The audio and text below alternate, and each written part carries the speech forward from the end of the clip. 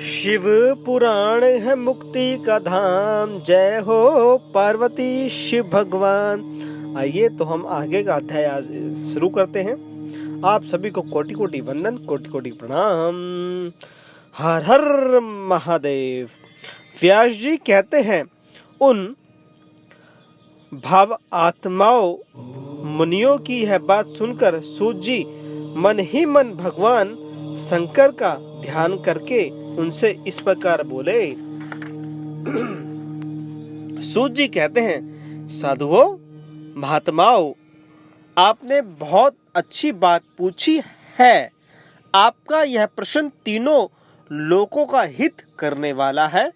मैं गुरुदेव व्यास जी का ध्यान करके आप लोगों के सहन्यवश इस विषय का वर्णन कर रहा हूँ। आप लोग ध्यान देकर सुने, आप आदर पूर्वक सुने।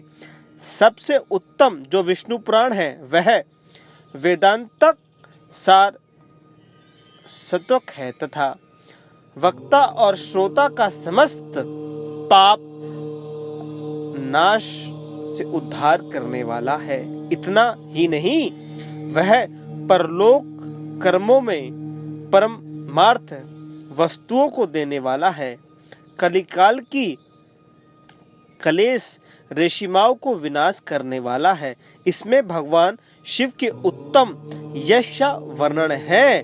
ब्राह्मणों, धर्म, अर्थ, काम और मोक्ष, इन चारों पुरुषार्थों को देने वाले यह पुराण शिव पुराण सदा ही अपने प्रभाव की दृष्टि से वृद्धि या विस्तार को प्राप्त हो रहा है।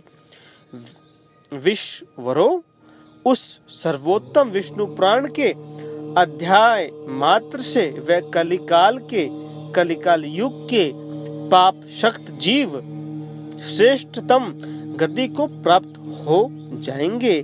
कलयुग के महान उत्पात तभी तक जगत में निर्भय होकर विचरेंगे जब तक यह विष्णु पुराण का उदय नहीं होगा।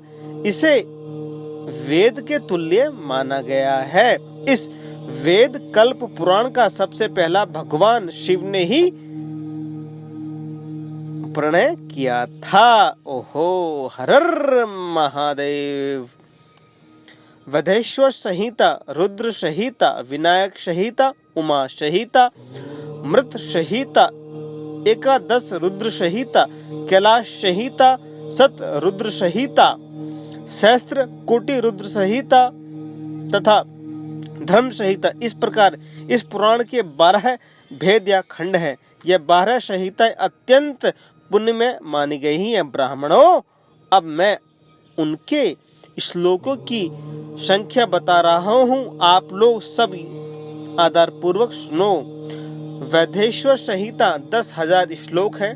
रुद्र संहिता, विनायक संहिता, उमा संहिता और मत संहिता, इसमें प्रत्येक क्रम में 8-8 हजार श्लोक हैं। ब्राह्मणों, एकोदश रुद्र संहिता में 13,000, कैलाश संहिता में 6,000, सतरुद्र संहिता में 3,000, कौटिल्य रुद्र संहिता में 9,000, सहस्त्र कोटि रुद्र संहिता में 11,000, विनय संहिता में 4,000, धर्म संहिता में 12,000 श्लोक हैं। इस प्रकार मूल्य शिव पुराण की श्लोक संख्या 1,00,000 है, परंतु व्यास जी ने उसे 24,000 श्लोकों में संक्षिप्त कर दिया है। पुराणों की क्रम संख्या के विचार से इस शिव पुराण का कथन चौथा है। इसमें 7 संहिताएं हैं। पूर्व काल में भगवान शिव ने श्लोक संहिता की दृष्टि से 100 करोड़ श्लोकों का एक ही पुण्य ग्रंथ लिखा था।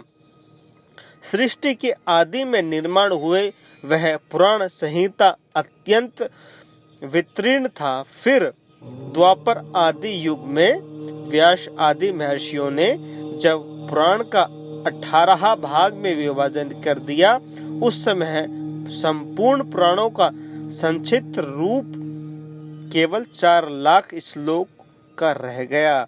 उस समय उन्होंने शिव पुराण का 24,000 श्लोकों में प्रतिपादन किया। यही इसके श्लोक की संख्या है। यह देव तुल्य पुराण 7 संहिताओं में बटा हुआ है। इसकी पहली संहिता का नाम वैदेश्वर संहिता है, दूसरी रुद्र संहिता समझनी चाहिए, तीसरी नाम शतरुद्र संहिता, चौथी कौटिल्य रुद्र संहिता, पांचवी उमा संहिता, छठी कैलाश संहिता और सातवीं का नाम वायव्य संहिता है। इस प्रकार ये 7 संहिताएं मानी गई हैं। इन 7 संहिताओं से युक्त दिव्य शिव पुराण वेद के तुल्य प्रमाणिक तथा सबसे उत्कृष्ट गति प्रदान करने वाला है। यह निर्मल शिव पुराण भगवान शिव के द्वारा ही प्रतिपादित है। इस शिव पुराण ने भगवान व्यास ने संक्षेप में संकलित किया है। यह समस्त जीव समुदाय के लिए उपकारक, त्रिवेद्य पापों का नाश करने वाला है, तुलना रहित एवं सत्य पुरुषों का कल्याण प्रदान करने वाला है। इसमें वेदांत विज्ञान का प्रधान तथा निष्काम धर्म प्रतिपादन किया गया है। यह पुराण ईशा रहित अनंत करण वाले विद्वानों के लिए जिनकी वस्तु है। इसमें श्रेष्ठ मंत्र समूह का संकल्प का धर्म, अर्थ और काम, इन त्रिवेणी की प्राप्ति के साधन की वर्णन है। यह उत्तम शिव पुराण समस्त पुराणों में श्रेष्ठ है। वेद वेदांगों में विद्या रूप से विलिप्त परम वस्तु परमात्मा इसमें ज्ञान किया करते हैं। जो बड़े आदर से इसे पढ़ता और सुनता है वह भगवान शिव का होकर परम गति को प्राप्त होता है। हर हर महादेव। आप सभी से निवेदन है और कर्णोबद्ध रूप से आपसे प्रणाम करता हूँ। शिव पुराण का एक एक अक्षर, एक एक वर्ड बता रहा हूँ, मैं कुछ भी नहीं छोड़ता हूँ। मंत्र रूप बहुत दूर है, वर्ड नहीं छोड़ता हूँ। यहाँ पर ये संपूर्ण हुआ। हम आगे जो कथा है वो हम कल सुनेंगे या अगले अध्याय में सुनेंगे। आप लोग बहुत कम प्यार दे रहे हैं। मैं चाहता हूँ मेरे भारत के लोग शिव पुराण को सुने, शिव पुराण से अपने पापों का नाश करें, पर आप लोग उतना प्यार नहीं दे रहे हैं जितनी कि मैं मेहनत कर रहा हूँ। आप लोगों से विनती है ज़्यादा से ज़्यादा शेयर करें, सभी लोगों को ये तक ये वीडियो पहुँचे ताकि वो लाभ ले सकें और आप लोग भी ले सकें और मैं भी ले सकूं।